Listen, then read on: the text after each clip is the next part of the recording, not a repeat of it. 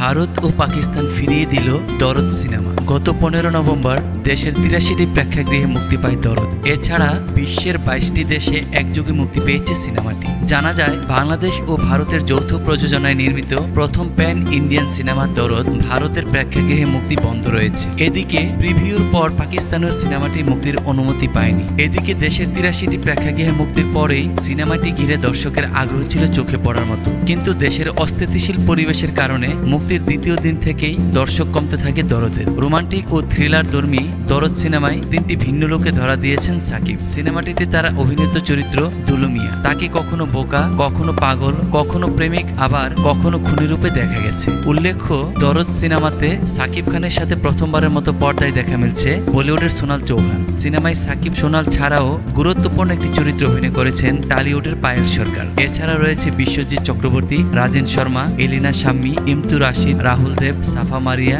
জেসে ইসলাম সহ আরো অনেকে। ছবিটি পরিচালনা করেছেন অনন্য মামুন।